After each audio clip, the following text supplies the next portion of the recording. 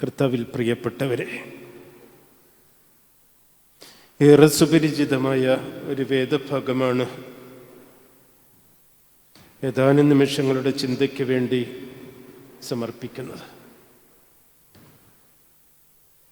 അത് നമുക്കേവർക്കും സുപരിചിതമായ വേദഭാഗമാണ്. വിശുദ്ധനായ യോഹന്നാന്റെ സുവിശേഷം 21 അധ്യായം 1 മുതൽ 14 വരെയുള്ള വേദഭാഗം.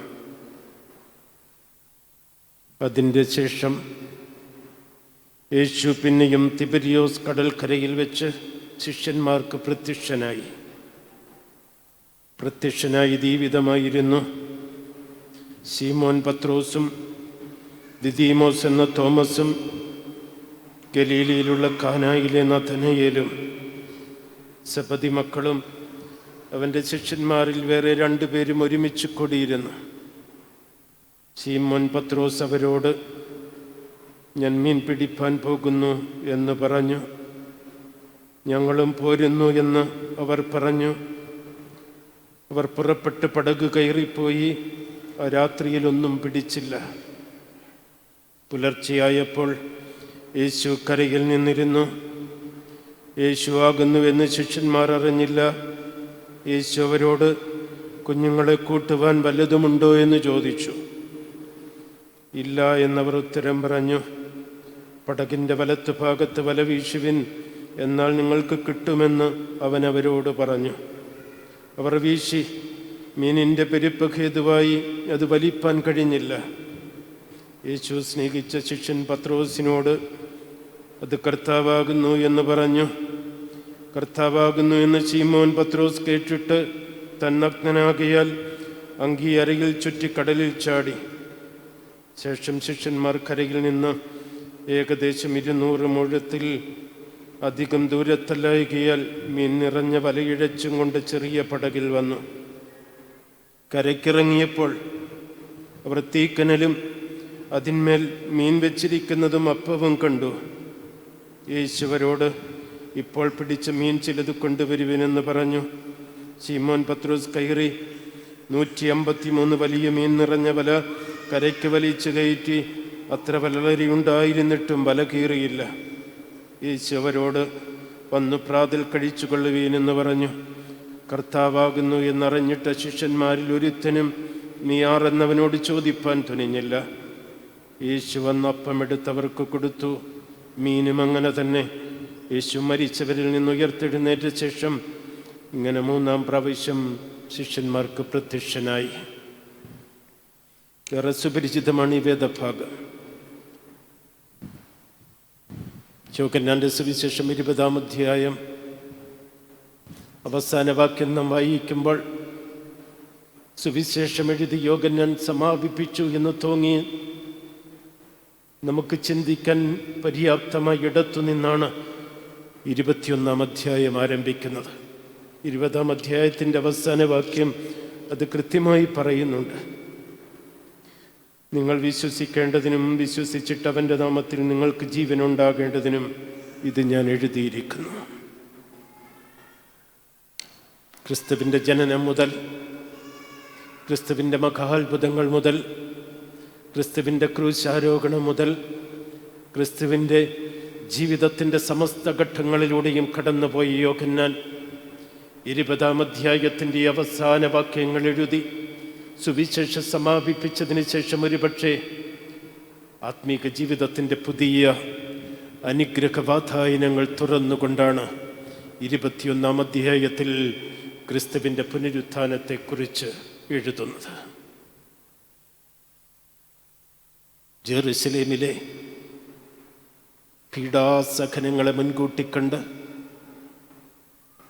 ആ മരണത്തിൻ്റെയും കഷ്ടതയുടെയും അനുഭവങ്ങളിലൂടെ കടന്നുപോയ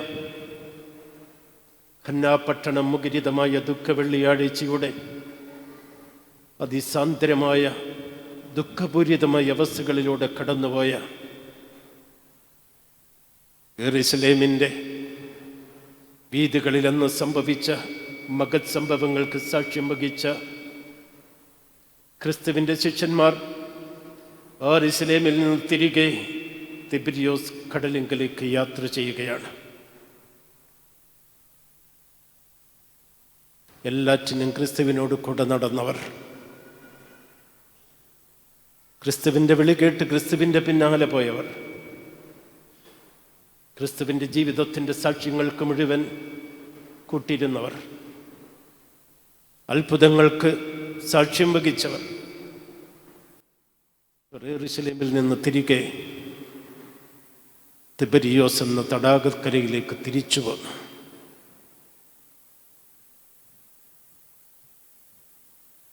ഞാനും നിങ്ങളുമൊക്കെ ജീവിതത്തിൻ്റെ ഏതൊക്കെയോ മഹോന്നതമായ അനുഭവങ്ങൾക്ക് സാക്ഷ്യം വഹിച്ചും ജീവിച്ചുമൊക്കെ ജീവിതം ഇങ്ങനെ മുമ്പോട്ട് കൊണ്ടുപോകുമ്പോൾ ഇവിടെ വെച്ചൊക്കെയോ ജീവിതത്തിൻ്റെ പ്രതീക്ഷ അറ്റു തുടങ്ങി എന്ന് വിചാരിക്കുന്നിടത്ത് ജീവിതത്തിൻ്റെ നന്മയിൽ നിറഞ്ഞ മുന്നോട്ടുള്ള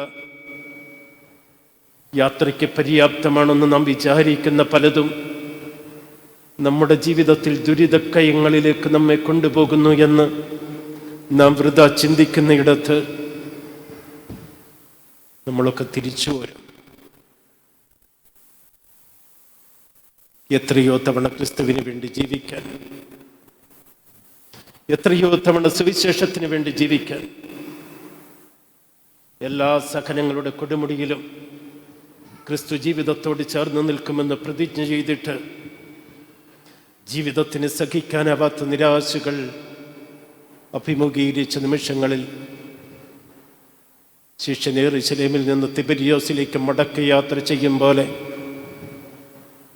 വിശ്വാസ ജീവിതത്തിലും ആത്മീക ജീവിതത്തിലും എത്ര തിരികെ യാത്രകൾ നമ്മൾ ഈ ആയുസ്സിൽ നടത്തിക്കഴിഞ്ഞു. നമ്മൾ വിചാരിക്കുന്നിടത്ത് കാര്യങ്ങൾ നടക്കാതെ വരുമ്പോൾ, നമ്മൾ വിചാരിക്കുന്നത് പോലെ കാര്യങ്ങൾ മുന്നോട്ട് പോകാതെ വരുമ്പോൾ, നമ്മുടെ നിശ്ചിതമായ രൂപകൽപ്പനകളിൽ രൂപപ്പെടുത്തി വെച്ചിരിക്കുന്ന കാര്യങ്ങൾക്ക് വിപരീതമായത് ജീവിതത്തിൽ അഹിതമായി സംഭവിക്കുമ്പോൾ ജീവിതത്തിലേക്കൊരു തിരിച്ചിറക്കം. വാസ്തവത്തിൽ തിബരിയോസ് കടൽക്കരയിൽ സംഭവിക്കുന്നത് ഇതാണ്. ക്രിസ്തുവിനോടൊപ്പം, ക്രിസ്തുവിനോട് കൂടെ, ക്രിസ്തുവിൻ്റെ ഭാഗമായി, ക്രിസ്തുവിലെത്തി ക്രിസ്തുവിന് വേണ്ടി ജീവിതമർപ്പിച്ചവർ തിരികെ തിബരിയോസിലേക്ക്. ഒരിക്കലവർ അതേ കടൽ തീരത്ത് നിന്ന് നസ്രേത്തുകാരൻ്റെ ശബ്ദം കേട്ട് പുറപ്പെട്ടവരാണ്. നിങ്ങൾ എൻ്റെ പിന്നാലെ വരുവിൻ, ഈ മത്സ്യത്തെ പിടിച്ച് കൊന്നു വിൽക്കേണ്ടവരല്ല, മനുഷ്യരെ പിടിക്കുന്നവരാക്കാൻ നിങ്ങൾ എൻ്റെ പിന്നാലെ വരാൻ പറഞ്ഞതാണ്. അവൻ്റെ വാക്ക് കേട്ടവനെ അനുധാവനം ചെയ്ത്, അവൻ്റെ വാക്ക് കേട്ടവനെ അനുഗമിച്ച്, അവൻ്റെ വാക്ക് കേട്ടവൻ്റെ ജീവിതത്തിൻ്റെ ഭാഗമായി അവനോടൊപ്പമായിരുന്നവർ ഒരു മരണത്തിനും ഒരു പീഡാസഹനത്തിനുമപ്പുറം ഇവിടെ നിന്ന് പുറപ്പെട്ടുവോ അതേ കടൽ തീരത്തേക്ക് തന്നെ മടക്കയാത്ര ചെയ്യുകയാണ്. ഈ വേദഭാഗം ഏതാനും ചില ചിന്തകൾ നമ്മുടെ ജീവിതത്തോടെ ഏറെ ബന്ധപ്പെടുത്തി നമ്മെ ഓർമ്മിപ്പിക്കുന്നുണ്ട്. ശിഷ്യന്മാർ 4 വശത്തേക്കും വീശി വലയെറിഞ്ഞു, രാത്രി മുഴുവൻ വലയെറിഞ്ഞു. എല്ലാം അവർക്ക് അനുകൂലമാണ്. ഗലീല തടാകത്തിൽ ഇഷ്ടം പോലെ മീനുണ്ട്, അവരുടെ കയ്യിൽ എറിയുവാനുള്ള വലയുണ്ട്, അവർ വലയെറിയാൻ വിദഗ്ധരാണ്. എല്ലാം അവർക്ക് മാനുഷികമായി ചിന്തിക്കുമ്പോൾ പ്രതികൂലത നിറഞ്ഞതായിട്ടൊന്നുമില്ല. തിബരിയോസിൻ്റെ കടലിലവർ രാത്രി മുഴുവൻ മാറി മാറി എന്തിനൊക്കെയോ വേണ്ടി വലയെറിയുകയാണ്. പ്രിയപ്പെട്ടവരെ, കഴിഞ്ഞ ആയുസ്സിൽ ദൈവം അനുവദിച്ചു തന്ന ഭൂമിയിലെ ഈ ആയുസ്സിൻ്റെ ഈ ദിവസം വരെ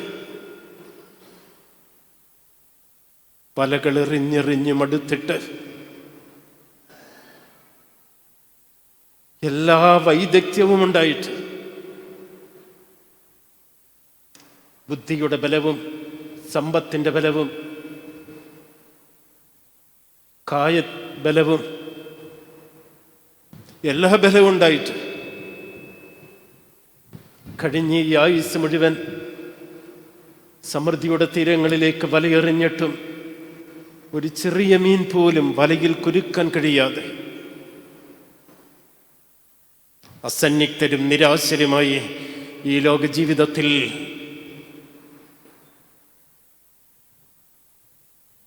നിലനിൽക്കുന്നുണ്ടെങ്കിൽ ഈ വേദഭാഗത്തിലേക്ക് ശാന്തമായി ഹൃദയത്തെ കൊണ്ടുവരണം. ക്രിസ്തുവിൻ ശിഷ്യന്മാരുമാണ് ഇവിടെ. ഒരിക്കൽ തിബരിയോസ് കടൽക്കരയിൽ വെച്ച് നിങ്ങളെന്നെ അനുഗമിപ്പാൻ ആജ്ഞാപിച്ച ക്രിസ്തു വചനം കേട്ട് ഇറങ്ങിപ്പുറപ്പെട്ടവരുടെ പിന്നാലെ യെരൂശലേമിൽ നിന്ന് ഉയർത്തെഴുന്നേറ്റ ശേഷം അവനിപ്പോൾ ശിഷ്യന്മാരെ അനുഗമിച്ചുകൊണ്ടിരിക്കുകയാണ്. ഒരിക്കൽ നീ ദൈവത്തിന് വേണ്ടി ജീവിക്കാൻ തീരുമാനിച്ചു, സുവിശേഷത്തിന് അനുസൃതമായി ജീവിതത്തിൻ്റെ വഴികളിൽ സഞ്ചരിക്കാൻ തീരുമാനിച്ച് എൻ്റെ ദൈവത്തിന് ഹിതമുള്ളത് മാത്രമേ ലോകത്തിൽ ചെയ്യണമെന്ന് നിർവഹിച്ച് മുമ്പോട്ട് പോയ ഇടങ്ങളിൽ നിരാശപ്പെട്ട് നീ മടങ്ങിയപ്പോൾ തിരികെ യാത്ര ചെയ്യുകയാണെങ്കിൽ നിന്റെ പിന്നാലെ നസറത്തുകാരനായ യേശു ഇപ്പോഴും സഞ്ചരിച്ചുകൊണ്ടേയിരിക്കുകയാണ്. ഒരിക്കൽ ഗുരുവിൻ്റെ പിന്നാലെ പോയ ശിഷ്യന്മാരുടെ പിന്നാലെ ഇപ്പോൾ ഗുരുനാഥൻ സഞ്ചരിക്കുകയാണ്. എന്താണ് തിബരിയോസ് കടൽക്കരയിൽ നാം കാണുന്ന കാഴ്ചകൾ? ഒന്നാമത്തെ കാഴ്ച, പരാജയങ്ങളുടെ തീരത്ത് യേശു കാത്തു നിൽക്കുന്നതാണ്. നോക്കൂ, ഒളിമ്പിക്സിൽ പോയി സ്വർണവുമായി വരുന്നവരെ സ്വീകരിക്കാൻ എന്തൊരാൾക്കൂട്ടമായിരിക്കും.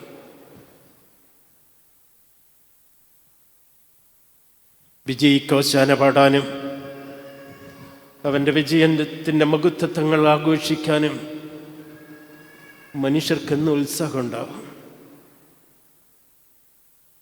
പരാജയപ്പെട്ട് തലകുനിച്ച് വരുന്ന ഒരാളെ സ്വീകരിക്കാൻ ഇന്ന് ഒരാൾക്കൂട്ടവും തയ്യാറായിട്ടില്ല. പക്ഷെ നിന്റെ പരാജയത്തിൻ്റെ തീരത്ത്, നിന്റെ പരാജയങ്ങളുടെ മൂർധന്യത്തിൽ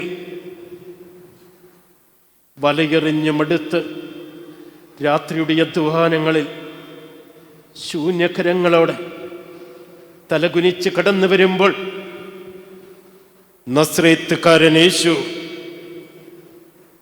തീരത്തുണ്ടാവും നിനക്ക് വേണ്ടി.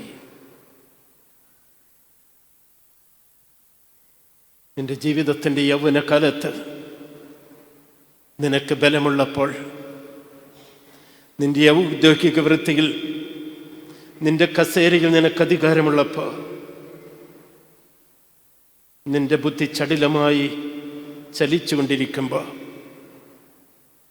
നിന്റെ ജീവിതത്തിൽ സമ്പാദിക്കാൻ നിനക്ക് ത്രാണിയുള്ളപ്പോൾ, നിനക്ക് കൂട്ടുകാരും ബന്ധുക്കളും സ്വന്തക്കാരും സ്വന്തമില്ലാത്തവരും അകലമുള്ളവരുമൊക്കെ നിന്റെ അടുത്തുണ്ടാവും. പക്ഷെ നിന്റെ പരാജയങ്ങളുടെ രാത്രിയിൽ നിനക്ക് വേണ്ടി കാത്തിരിക്കാൻ ആരുണ്ടാവും?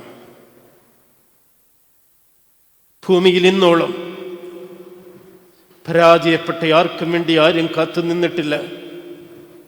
പക്ഷെ തിബരിയോസിന്റെ കടൽക്കരയിൽ പരാജയപ്പെട്ട നിനക്ക് വേണ്ടി യേശു കാത്തു നിൽപ്പുണ്ട്.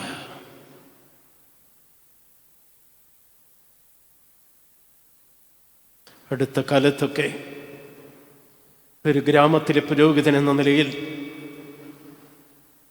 ഏറെ കാണാറുള്ളത് മനുഷ്യരുടെ കണ്ണീരാണ്. നമ്മൾ ഒരു ദിവസം പ്രശ്നം കേൾക്കുമ്പോൾ തോന്നും, ഈ ഭൂമിയിൽ ഏറ്റവും വലിയ പ്രശ്നമുള്ള മനുഷ്യർ ഇയാളാണെന്ന് തോന്നും. പക്ഷെ പിറ്റേ ദിവസം നമ്മൾ അതിനേക്കാൾ മറ്റൊരു വേദനിക്കുന്ന സംഭവമായിരിക്കും അഭിമുഖീകരിക്കുകയും കാണുകയൊക്കെ ചെയ്യേണ്ടി വരിക. ചെറിയ പ്രശ്നങ്ങളുമായിട്ടല്ല ഇന്ന് മനുഷ്യർ ജീവിക്കുന്നത്. 2 തലമുറകൾക്ക് മുമ്പ് നമ്മുടെ വീടിൻ്റെ പ്രശ്നം എന്തായിരുന്നു? കുഞ്ഞുങ്ങൾക്ക് വസ്ത്രം വാങ്ങിക്കൊടുക്കാൻ കഴിയാത്ത മാതാപിതാക്കളുടെ നിസ്സഹായ അവസ്ഥ. കുഞ്ഞുങ്ങൾക്ക് രാവിലെ സ്കൂളിൽ പോകുമ്പോൾ ചോറിനോടൊപ്പം ഒരു കറി വെക്കാൻ ബുദ്ധിമുട്ടിയിരുന്ന മാതാപിതാക്കളുടെ ജീവിതത്തിൻ്റെ നിസ്സഹായ അവസ്ഥ. ഇന്ന് കാലം മാറി, മനുഷ്യൻ്റെ പ്രശ്നങ്ങൾ മാറി.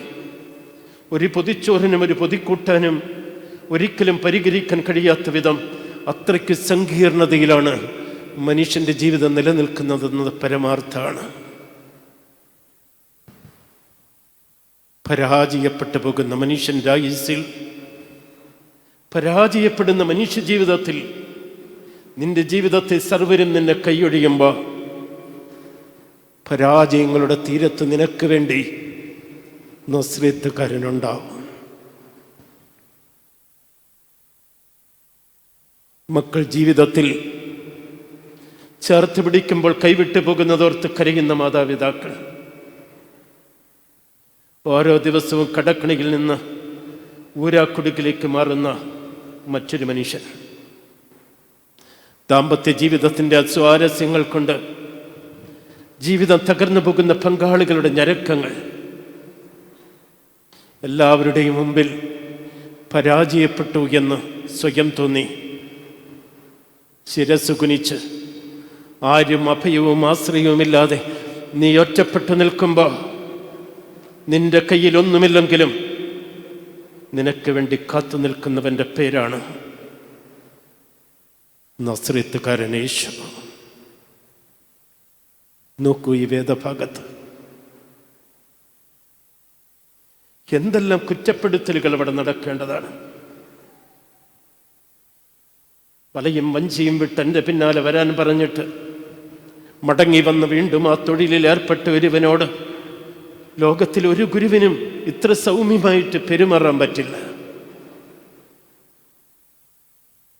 നിന്റെ വഞ്ചനയും കന്നത്തരങ്ങളും കള്ളത്തരങ്ങളും ഒക്കെ നിന്റെ കയ്യിൽ നിന്റെ ക്രിസ്തീയ ജീവിതത്തിൻ്റെ ഭാഗമായി മുന്നോട്ട് കൊണ്ടുപോകുമ്പോഴും ദൈവത്തിന് നിന്നോട് വേണമെങ്കിൽ കലഹിക്കാം. പക്ഷേ നിന്നോട് കലഹിക്കാതെ നിന്റെ ജീവിതത്തിൻ്റെ ഭാരങ്ങളുടെ മുന്നിൽ നീ പരാജയപ്പെട്ട് ലജ്ജിതനായി തല താഴ്ത്തി ശൂന്യമായ കരങ്ങളോടെ വരുമ്പോൾ എല്ലാവരും കൈയൊഴിയുന്ന ഒരിടത്ത് യേശു നിനക്ക് വേണ്ടി കാത്തു നിൽപ്പുണ്ട്. എനിക്ക് വേദഭാഗത്തിൽ നിന്ന് ഒന്നാമത് നിങ്ങളോട് പറയാനുള്ളത് ഇതാണ്: പരാജയങ്ങളുടെ തീരത്ത് നിനക്ക് വേണ്ടി യേശു കാത്തു നിൽപ്പുണ്ട്. ഇവിടെയൊക്കെ അവൻ ജീവിതത്തിൽ കാത്തു നിന്നു. യോഹന്നാന്റെ സുവിശേഷം 4-ാം അധ്യായം വായിക്കുമ്പോൾ സുഖവർ എന്ന കിണറ്റിൻ കരയിൽ നട്ടുച്ച നേരത്ത് വഴിയിറമ്പുകളിൽ കാലം ഇതുവരെ പാപിയായി ജീവിച്ച,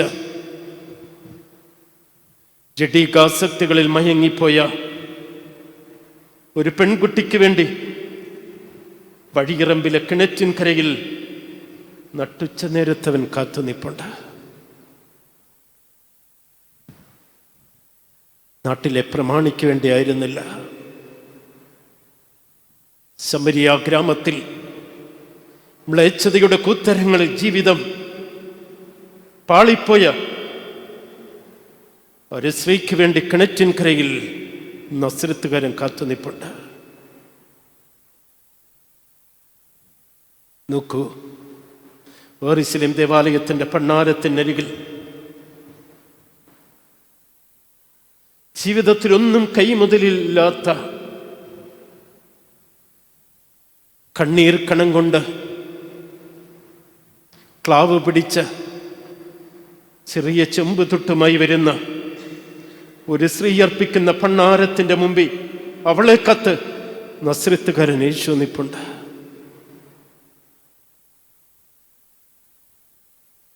അത്തിമരത്തിൻ്റെ മുകളിൽ ജീവിതം ഇന്ന് വരെ നന്മയ്ക്ക് വേണ്ടി മാറ്റിവെക്കാത്ത സക്കായി എന്നൊരു മനുഷ്യന്റെ അത്തിമരത്തിന്റെ ചുവട്ടിൽ ഇറക്കി വിളിച്ചുകൊണ്ടുപോയി അവനോടൊപ്പം അത്താഴത്തിനിരിക്കാൻ അവൻ കാത്തുനിൽപ്പുണ്ട്.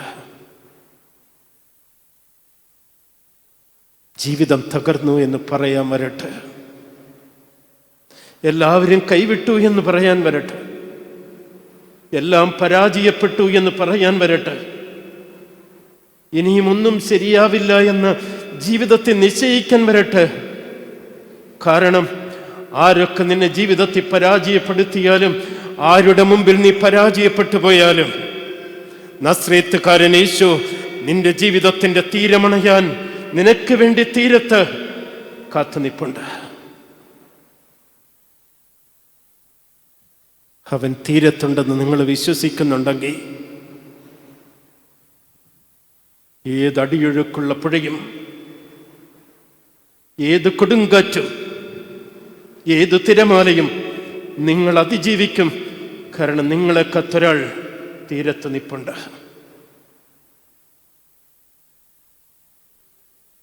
ഇപ്പോൾ അടിക്കുന്ന ഈ കൊടുങ്കാറ്റ്, ഇപ്പോൾ കടന്നു വരുന്ന ഈ തിരമാലകൾ, ഇപ്പോൾ അഭിമുഖീകരിക്കാൻ കഴിയാത്ത ഈ കുത്തൊഴുക്ക്, നിങ്ങൾ തീർന്നു എന്ന് നിങ്ങൾ വിചാരിക്കുന്നുണ്ടാവാം. പക്ഷെ തീരത്ത് അവൻ നിൽപ്പുണ്ട്. ജീവിതത്തിൽ ഓടി വിജയിച്ചവന് വേണ്ടിയല്ല, ജീവിതത്തിൽ ഓടി പരാജയപ്പെട്ടവന് വേണ്ടിയാ. പ്രിയപ്പെട്ടവരെ, നിങ്ങൾ ക്രിസ്തുവിനെ തേടി നടക്കുന്നത് ഇതുകൊണ്ടാവണം. ഇപ്പോഴീ പള്ളിയിൽ നിങ്ങളുടെ തിരക്കുകൾ വിട്ട് ശാന്തമായിരിക്കാൻ നിങ്ങളെ പ്രേരിപ്പിക്കുന്നതും അതാവണം. ഇല്ല, ഏത് പരാജയം സംഭവിച്ചാലും നസ്രത്തുകാരൻ യേശു തീരത്ത് കാത്തു നിൽപ്പുണ്ടെന്ന ചിന്തയാ.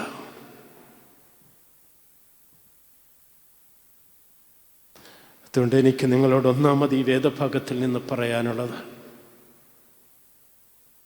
എൻ്റെയും നിങ്ങളുടെയും ജീവിതത്തിലെ പരാജയപ്പെടാത്ത മനുഷ്യരാരുണ്ട്?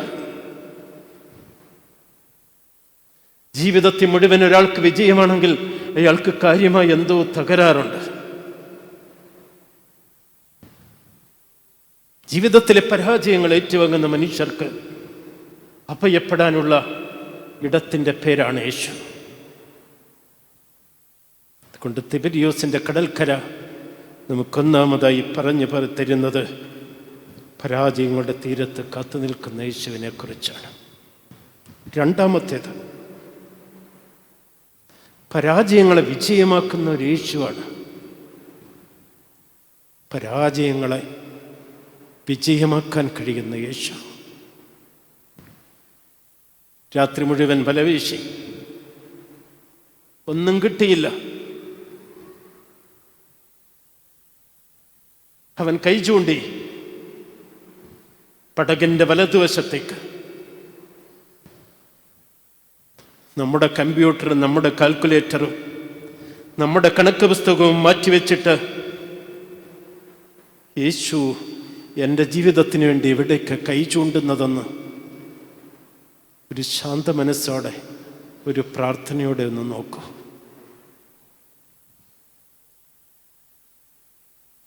നമ്മുടെ കണക്കുകൂട്ടലെല്ലാം ജീവിതത്തിൽ പഴയ്ക്കും. നമ്മുടെ കമ്പ്യൂട്ടറിൽ നാം അറിയാതെ വൈറസ് ബാധിക്കും. ഇത് കാനാവിലെ വിരുന്ന് ഭവനം മുതൽ സുവിശേഷം നമ്മളെ പഠിപ്പിക്കുന്നതാണ്. നിന്റെ കണക്ക് പുസ്തകങ്ങൾ പരാജയപ്പെടുന്നിടത്ത് യേശുവിനെ സൂക്ഷിച്ചു നോക്കിയാൽ കൃത്യമായി അവൻ നിന്റെ ജീവിതത്തിന്റെ ഗതി എന്തെന്ന് നിർണയിച്ചിട്ട് വിരൽ ചൂണ്ടിത്തരുന്ന അവിടേക്ക് നിനക്ക് നോക്കാനും യാത്ര ചെയ്യാനും സാധ്യമായാൽ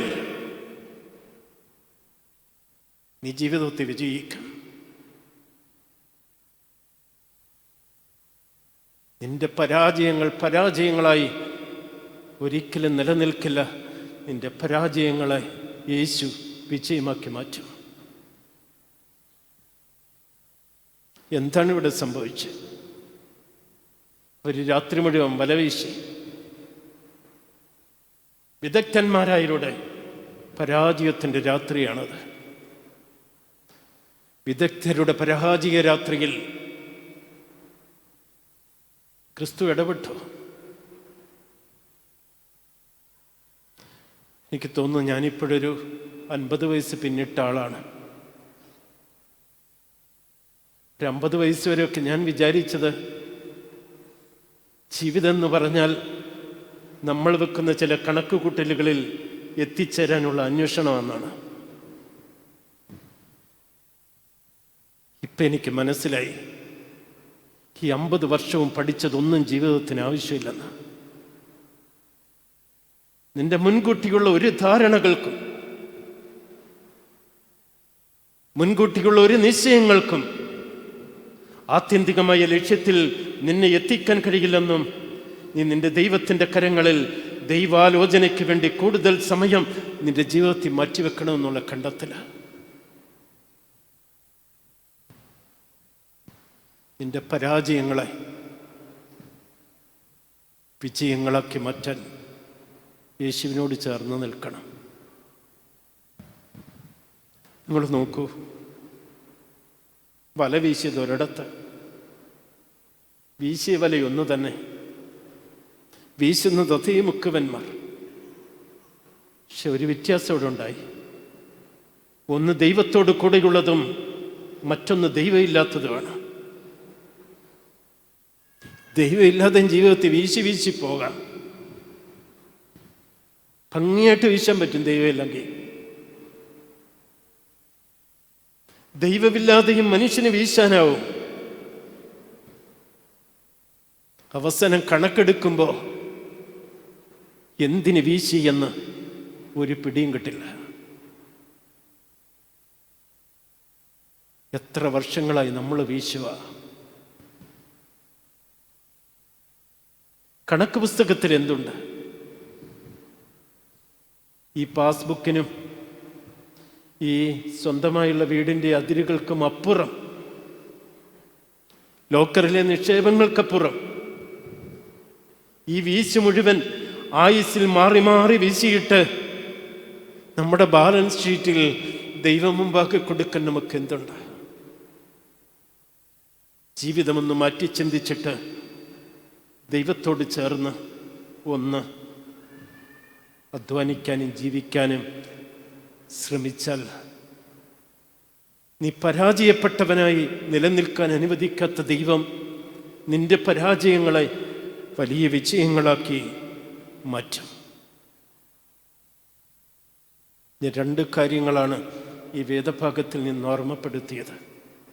ഒന്ന്, പരാജയത്തിൻ്റെ തീരത്ത് യേശു കാത്തുനിൽപ്പുണ്ടെന്നതാണ്.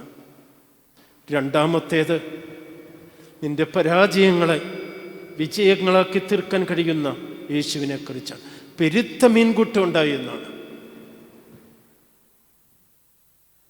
ഒരു ചെറിയ മീൻ വലയിൽ എത്തിക്കാൻ കഴിയാതിരുന്ന ശിഷ്യന്മാർ യേശുവിനോട് ചേർന്ന് നിൽക്കുമ്പോൾ ആ രാത്രിയിലെ ഒരു നിമിഷം അവരുടെ ജീവിതത്തെ, അവരുടെ അധ്വാനത്തെ മാറ്റിമറിച്ചു.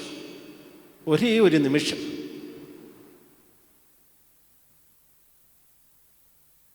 നമ്മൾ ഈ ഒത്തിരി കാര്യങ്ങളിൽ തത്രപ്പെട്ട് ഓടുമ്പോൾ വല്ലപ്പോഴുമൊക്കെ നമ്മുടെ പ്രശ്നങ്ങൾക്ക് യേശുവിന് എന്താണ് പറയാനുള്ളതെന്നൊന്ന് കേൾക്കണം.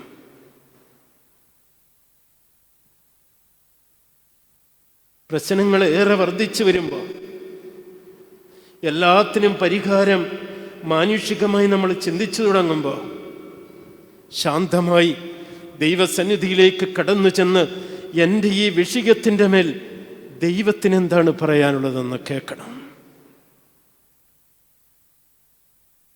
കുറെ അധ്വാനിച്ചിട്ട് എന്ത് കാര്യം?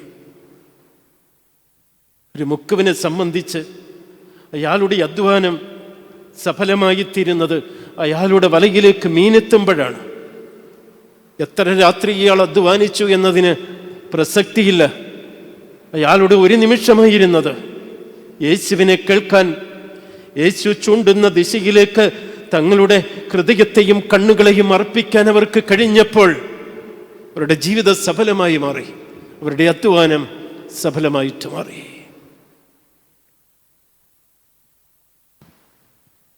പിന്നീട് നമ്മൾ കാണുന്നത് കുഞ്ഞുങ്ങളുടെ എന്നുള്ളൊരു വിളിയ.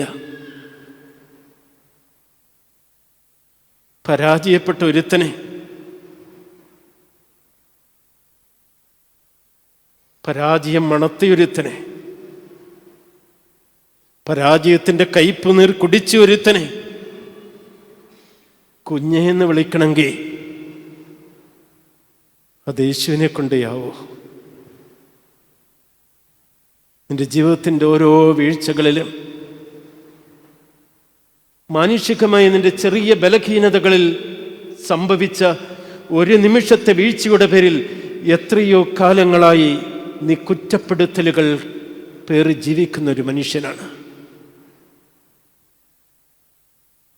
ഒരു വാക്കുപിഴയുടെ പേരിൽ, ഒരു നോട്ടത്തിൻ്റെ പേരിൽ, ഒരു ചെറിയ മാനുഷികമായ ബലഹീനതയുടെ പേരിൽ നിന്റെ ജീവിതത്തിൽ സംഭവിച്ച ചെറിയൊരു അപജയത്തെ കൊടുമുടിയോളം പൊക്കി ഉയർത്തി പ്രതിഷ്ഠിച്ച് കുറ്റക്കാരനായി നിന്നെ പാർശ്വവൽക്കരിച്ച് ചെറുതാക്കിക്കളഞ്ഞ ഒരു ലോകത്ത് നിന്ന് ഈ വേദഭാഗത്തെ ചിന്തിക്കണം.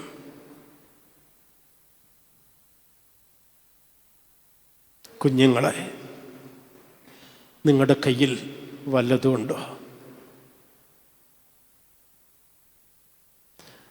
നമ്മുടെ കയ്യിലൊക്കെ ജീവിതത്തിൻ്റെ പുറകോട്ടുള്ള പേജുകൾ മറിച്ച് നോക്കിയ എന്തൊക്കെയാണുള്ളത്? എഴുതിയിട്ടും പാസ്സാകാത്ത പരീക്ഷകളുടെ മാർക്ക് ലിസ്റ്റുമായി നിൽക്കുന്ന മക്കള്, ഉപദേശിച്ചിട്ടും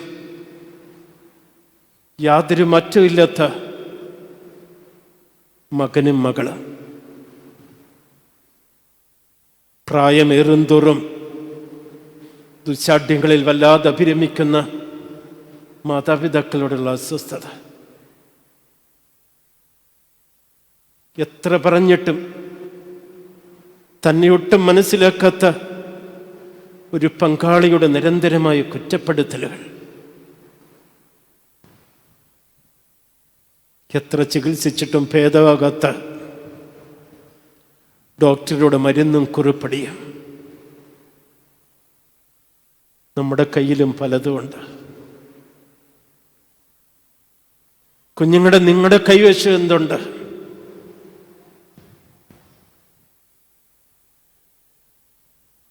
അധികം നല്ലതൊന്നും നമ്മുടെ കയ്യിലുണ്ടാവില്ല. രാത്രികളെ കരയിപ്പിക്കാൻ പര്യാപ്തമായതൊക്കെ നമ്മുടെ കയ്യിൽ കാണും. നിങ്ങളുടെ കയ്യിലുള്ളത്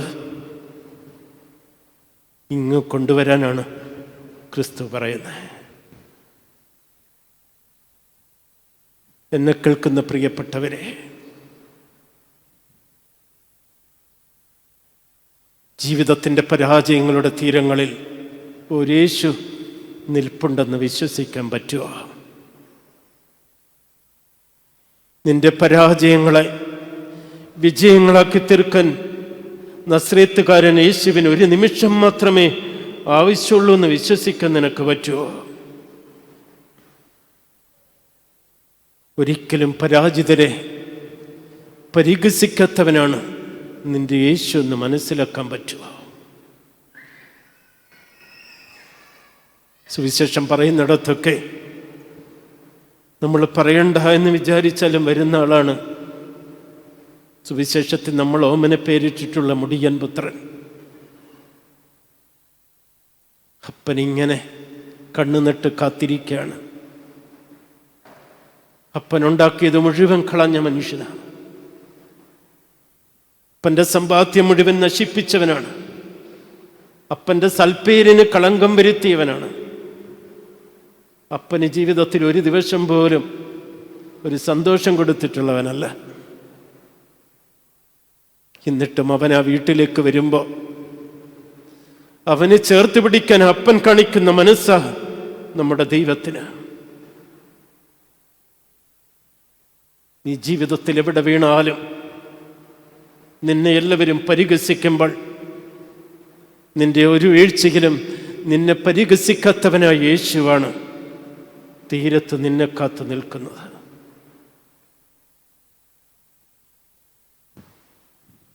ജീവിതം എന്തിനു മുമ്പോട്ട് കൊണ്ടുപോകണമെന്നൊക്കെ ചോദിക്കുന്ന മനുഷ്യരുടെ എണ്ണം കൂടുകയാണ്. എന്തിനാണച്ചോ ഇങ്ങനെ ജീവിക്കുന്നത്? ജീവിതത്തിൽ ഒരിക്കൽ പോലും ഒരു നല്ല ദിവസം ഉണ്ടായിട്ടില്ല. ജീവിതത്തിൽ ഒരിക്കൽ പോലും സന്തോഷിച്ചിട്ടില്ല. ജീവിതത്തിൽ ഒരിക്കൽ പോലും സമാധാനം കണ്ടിട്ടില്ല. എന്തിനാണച്ചോ ഇങ്ങനെ ജീവിക്കുന്നത്?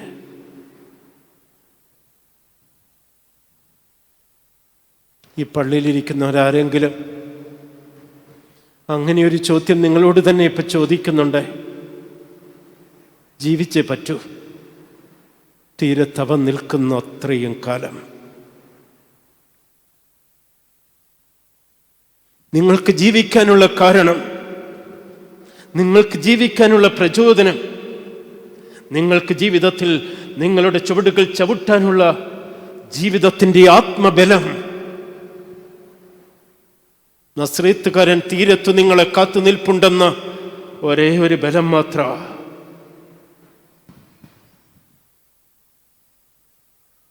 കയ്യിലുള്ള നാണയത്തൊട്ടുകളൊന്നും ജീവിതത്തിൻ്റെ നിർണായക നിമിഷങ്ങളിൽ നിങ്ങൾക്കൊന്നും ഉപകരിക്കാൻ പോകുന്നില്ല. അത്യാവശ്യം വിശപ്പിന് ഭക്ഷണം കിട്ടുമായിരിക്കും, അത്യാവശ്യം വേദനയ്ക്ക് ഔഷധം കിട്ടുമായിരിക്കും. പക്ഷെ അങ്ങനെ എത്ര കാലം മുമ്പോട്ട് പോകാൻ പറ്റും? എത്ര ദിവസം മനുഷ്യന് അതുകൊണ്ട് മാത്രം ജീവിക്കാൻ പറ്റും? അതിനപ്പുറമുള്ള ജീവിതത്തിലേക്ക് കണ്ണും സ്വപ്നവും അർപ്പിക്കണമെങ്കിൽ ഈ നസ്രത്തുകാരൻ എന്ന ഒരേ ഒരു ശക്തി മാത്രമാണ് ജീവിതത്തിൻ്റെ ബലം.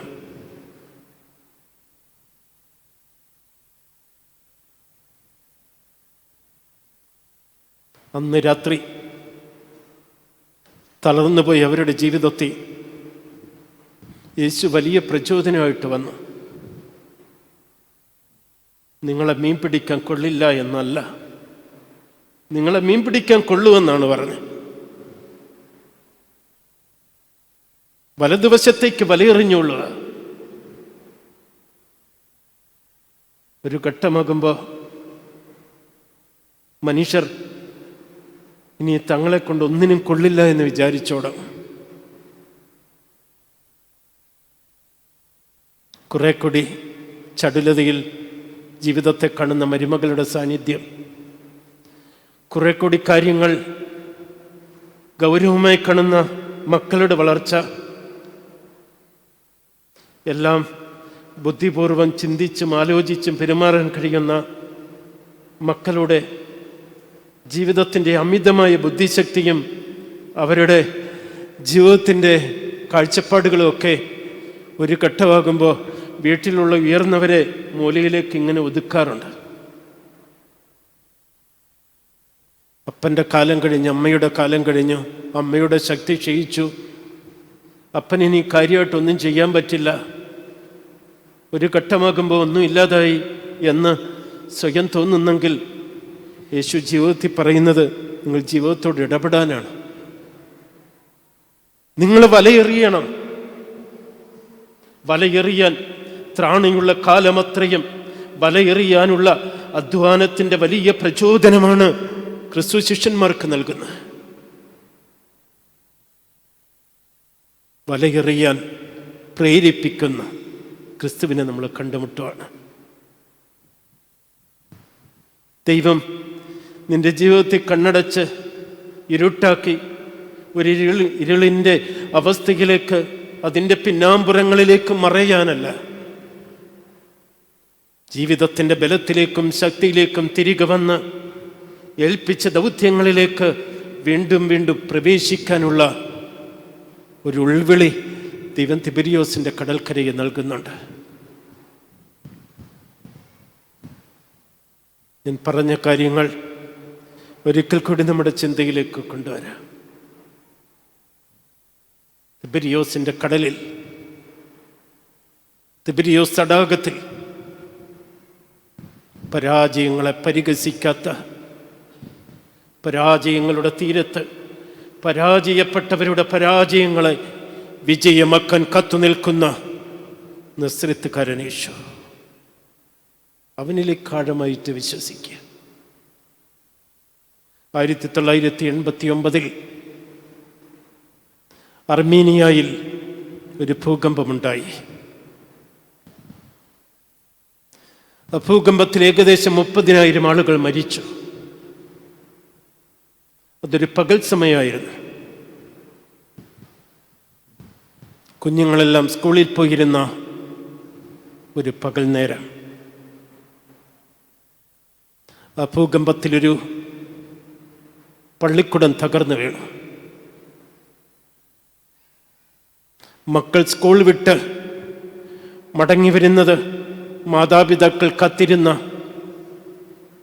ഒരു മധ്യാഹ്നത്തിൽ സമയമേറെ വൈകിട്ടും തൻ്റെ മകൻ വരാത്തതിൻ്റെ പേരിൽ നൊമ്പരപ്പെടുന്ന ഒരപ്പൻ ആ ഭൂകമ്പത്തിലുണ്ടായി. കാത്തിരുന്നു. കാത്തിരിപ്പ് വിഫലമായി. പിന്നെ ആ സങ്കടകരമായ വർത്തമാനമെത്തി. മകനിരുന്ന സ്കൂൾ ഭൂകമ്പത്തിൽ നിലംപതിച്ചു, നിശേഷം തകർന്നു. അപ്പനിങ്ങനെ മകനെ തേടി വീട്ടിൽ നിന്ന് വലിയൊരു നിലവിളിയോടെ പുറപ്പെടുകയാണ്. വാവിട്ട് നിലവിളിച്ചുകൊണ്ട് അയാൾ തൻ്റെ മകൻ്റെ പള്ളിക്കൂടത്തിൻ്റെ അരികിലെത്തുമ്പോൾ ഇന്നിടത്ത് പള്ളിക്കൂടമില്ല, അതിൻ്റെ നഷ്ടാവശിഷ്ടങ്ങൾ മാത്രമേ ഉള്ളൂ. ആ അവശിഷ്ടങ്ങളിലേക്ക് ഓടിക്കയറാൻ അപ്പ ശ്രമിക്കുമ്പോൾ രക്ഷാപ്രവർത്തകർ അപ്പനെ തടഞ്ഞു.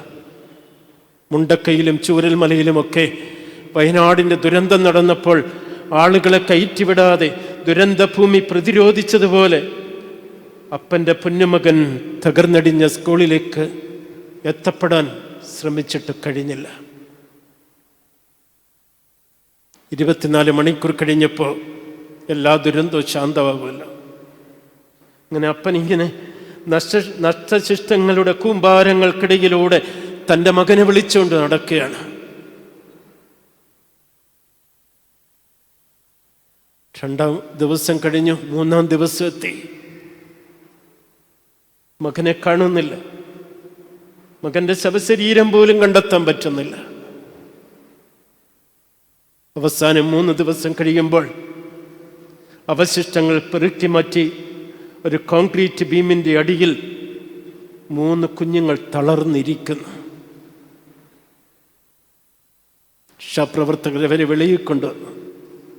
വാർത്താമാധ്യമങ്ങൾ ആ കുഞ്ഞുങ്ങൾക്ക് ചുറ്റും കൂടി. ഒരു മാധ്യമപ്രവർത്തകൻ ആ കുട്ടിയോട് ചോദിച്ചു, കുട്ടി, 3 ദിവസം ജലമില്ലാതെ, ശുദ്ധവായു ഇല്ലാതെ, സഹപാഠികളുടെ ശരീരങ്ങൾ ജീർണിച്ച് അതിൽ നിന്ന് മനുഷ്യൻ്റെ പച്ചമാംസത്തിൻ്റെ ഗന്ധം അതിരൂക്ഷമായി മൂക്കിലേക്കടിക്കുന്ന അസ്വസ്ഥമായ അന്തരീക്ഷത്തിൽ ഇത്രയും ദിവസം ഈ കുഞ്ഞുങ്ങൾക്ക് എങ്ങനെ ജീവനോടെ ഈ കൂമ്പാരങ്ങളുടെ ഇടയിൽ ജീവിക്കാൻ പറ്റിയേ? ഇപ്പോൾ ഒരു കുട്ടി വിളിച്ചു പറഞ്ഞു, സാർ, ഇവനെ കണ്ടോ? ഞങ്ങൾ രണ്ടും തളർന്നു വീഴാൻ തുടങ്ങുമ്പോൾ ഇവനിങ്ങനെ പറഞ്ഞുകൊണ്ടിരുന്നു, എടാ, എൻ്റെ അപ്പൻ ജീവനോടെ ഉണ്ടെങ്കിൽ എന്നെ തേടി വരും. എടാ, എൻ്റെ പപ്പ ജീവനോടെ ഉണ്ടെങ്കിൽ എന്നെ തേടി വരും. ഓരോ പ്രാവശ്യവും ഞങ്ങൾ തളർന്നു വീഴുമ്പോൾ ഇവൻ ഞങ്ങളെ ചേർത്ത് നിർത്തിക്കൊണ്ട് പറഞ്ഞു, എടാ, എൻ്റെ അപ്പൻ ജീവനോടെയുണ്ട്, നിശ്ചയമായിട്ട് നമുക്കൊന്നും സംഭവിക്കില്ല, എൻ്റെ അപ്പൻ ഞങ്ങളെ തേടി വരും.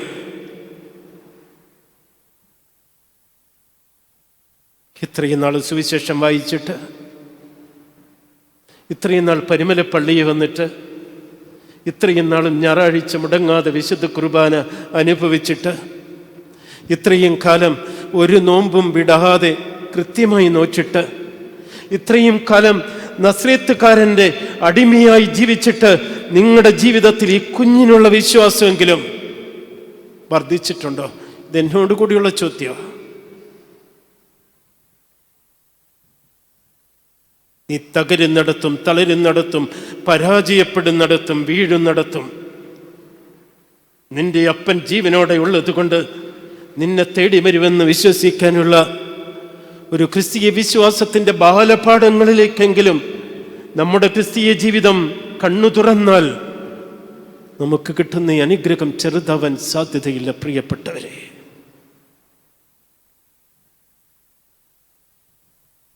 യേശു കാത്തിരിക്കുന്ന തീരങ്ങൾ. ഒരു മനുഷ്യന് വേണ്ടി കാത്തിരിക്കാൻ പറ്റില്ല. ഞാൻ ഓർമ്മപ്പെടുത്തിയല്ല, നിങ്ങൾക്ക് സമ്പത്തുണ്ടെങ്കിൽ നിങ്ങളെ കാത്തിരിക്കാൻ ആളുണ്ടാവും. നിങ്ങൾക്ക് സൗന്ദര്യമുണ്ടെങ്കിൽ നിങ്ങളെ കാത്തിരിക്കാൻ ഭൂമിയിൽ ആളുണ്ടാവും. നിങ്ങൾക്ക് അധികാരമുണ്ടെങ്കിൽ നിങ്ങളുടെ പിന്നിൽ ഓച്ചാനിച്ചു നിൽക്കാൻ നിങ്ങളോട് ഇഷ്ടമില്ലെങ്കിലും ആൾക്കൂട്ടം ഉണ്ടാവും.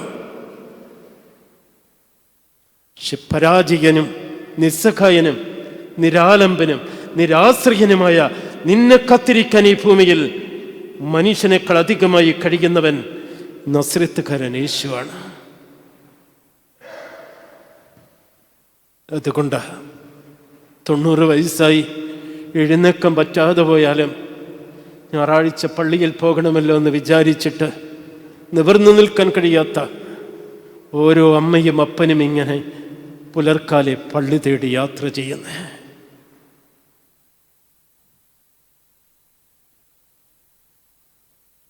എത്ര തിരക്കുണ്ടായാലും ദൈവത്തിന് വേണ്ടി അല്പസമയം മാറ്റിവെച്ച് ജീവിതത്തെ ശാന്തമായി ദൈവസന്നിധിയിൽ കൊടുക്കുന്നത്, ദൈവമേ, പരാജയത്തിൽ നിന്ന് പരാജയത്തിലേക്ക് കുപ്പുകുത്തുന്ന എൻ്റെ ജീവിതത്തെ മറ്റാരും എന്നെ സഹായിക്കാൻ ഈ ഭൂമിയിൽ ഇല്ലാതെ പോയാലും നിനക്കെന്നെ ഉപേക്ഷിക്കാൻ കഴിയാത്തത് കൊണ്ട് നീ എൻ്റെ ജീവിതത്തിലേക്ക് വരുമെന്നുള്ള പ്രവചനം 43 അധ്യായം 1 ഇപ്പോഴേ യാക്കോബെ നിന്നെ സൃഷ്ടിച്ചവനും ഇസ്രായേലെ നിന്നെ നിർമ്മിച്ചവനുമായ യഹോവ അരുളി ചെയ്യുന്നു, ഞാൻ നിന്നെ പേർ ചൊല്ലി വിളിച്ചിരിക്കുന്നു. നീ എനിക്കുള്ളവനാണ്, നീ ഭയപ്പെടേണ്ട. പിന്നീട് ആ വേദഭാഗം മുമ്പോട്ട് പോകുമ്പോൾ, നീ തീയിൽ കൂടി നടന്നാൽ, നീ നദിയിൽ കൂടി കടന്നാൽ, പെരുവെള്ളത്തിലൂടെ നീ കടന്നുപോയാൽ നിന്നെ ദഹിപ്പിക്കാത്ത, നിന്നെ പൊള്ളിക്കാത്ത ജീവിതത്തിൻ്റെ അനുഗ്രഹമായി കൂട്ടുവരുന്ന ഒരു ദൈവത്തെയാണ് യെശയ്യാ പ്രവാചകൻ പിന്നെ വർണ്ണിക്കുന്നത്. നമ്മൾ സത്യത്തിൽ ആർക്കുള്ളതാണ്? നമ്മൾ സത്യത്തിൽ ദൈവത്തിനുള്ളവരാണ്. എവിടെയൊക്കെ മനുഷ്യൻ തകരുന്നോ അവിടെയൊക്കെ ദൈവമുണ്ട്. ഇതെന്റെ വാക്കല്ല. ഉൽപ്പത്തി പുസ്തകത്തിന്റെ ആദ്യ താള് മറിക്കുമ്പോൾ മുതൽ വെളിപാട് പുസ്തകത്തിൽ ആൽഫയും ഒമേഗയും ആയവൻ അരുളി ചെയ്യുന്നു എന്ന അവസാന ജീവിതത്തിന്റെ അനുഭവങ്ങളിലേക്ക് എത്തുന്നതിനിടയ്ക്ക് മുഴുവൻ നിന്റെ ജീവിതത്തിന്റെ സർവ്വ തകർച്ചയിലും നിന്റെ ദൈവം നിന്നെ ഇങ്ങനെ നിരന്തരമായിട്ട് അന്വേഷിക്കുകയാണ്.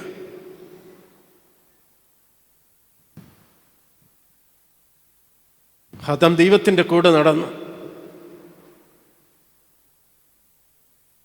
ദൈവത്തോടൊപ്പമായിരുന്നു. കൈവിട്ടു പോകുമ്പോ പിന്നെ അവനെ തേടി ഇങ്ങനെ വരികയാണ്. എല്ലാ കന്നത്തരങ്ങളും ചെയ്തു. യാക്കോബ് കൗശലം കൊണ്ട് ജീവിതം വിജയിക്കുമെന്നവൻ കരുതി. മാനുഷികമായ ചില വിജയങ്ങൾ അവനുണ്ടായി. പക്ഷെ യാബോക്കിന്റെ കടവിൽ ദൈവം അവനെ പിടിക്കാൻ കാത്തുനിൽപ്പുണ്ടായിരുന്നു, അവന്റെ ജീവിതത്തിൽ ഇടപെടാൻ.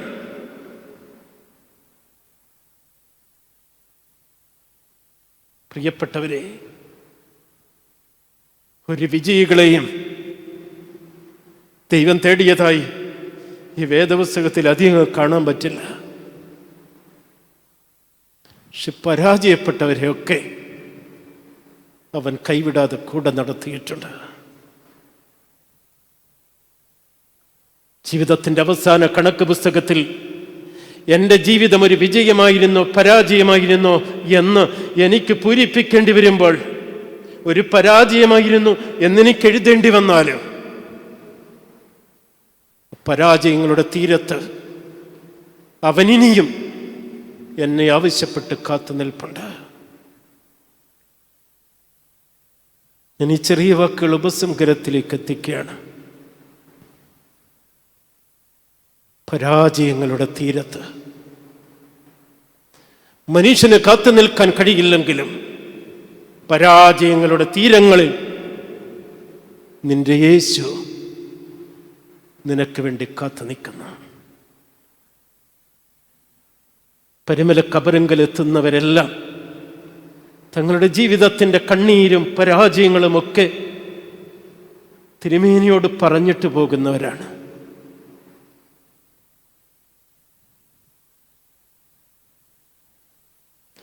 അതുകൊണ്ടാണ് ഇങ്ങനെ നമ്മൾ ഈ കബറിങ്കിലേക്ക് ഓരോ പ്രാവശ്യവും ഇങ്ങനെ വരുന്നത്. നമുക്ക് ഒത്തിരിയേറെ നേടി വിജയിച്ചായിരുന്നെങ്കിൽ നമ്മളധികമൊന്നും ഇങ്ങോട്ട് വരില്ല. നമ്മുടെ ജീവിതത്തിൽ ചില പരാജയങ്ങൾ, ചില വേദനകൾ, നൊമ്പരങ്ങളുള്ളത് കൊണ്ടാണ്. എൻ്റെ പരാജയങ്ങളെ വിജയമാക്കി തരാൻ കഴിയുന്ന ദൈവസന്നിധിയിലേക്ക് എത്തപ്പെട്ടാൽ നമ്മുടെ പരാജയങ്ങളെല്ലാം വിജയമാക്കി മാറ്റും. അവസാനം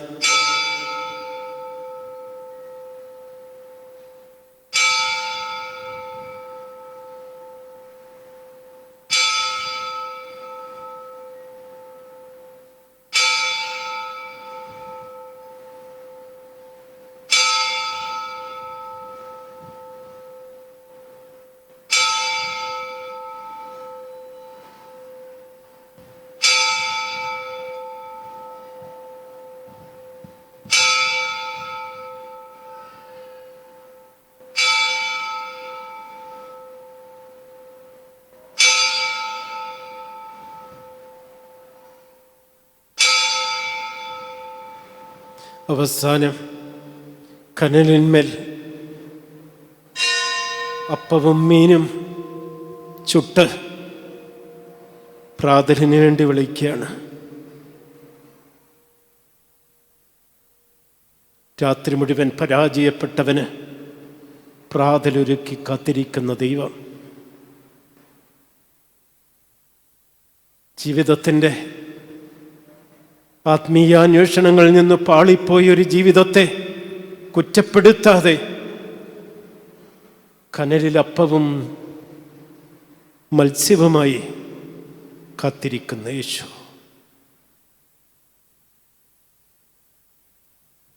ഇത്രയും സ്നേഹം തരാനും, ഇത്രയും കരുതൽ പങ്കുവെക്കാനും, ഇത്രയും കരുണ കാട്ടാനും, ഇത്രയും ചേർത്ത് പിടിക്കാനും,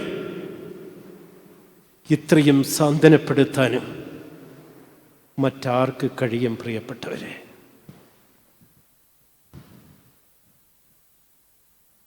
അതുകൊണ്ട് പരാജയപ്പെട്ടാൽ പരാജയപ്പെടുന്നവന് പ്രാതല് പോയിട്ട് ഒരു ഗ്ലാസ് പച്ചവെള്ളം പോലും സന്തോഷത്തോടെ നീട്ടാൻ മനുഷ്യന് കഴിയില്ല.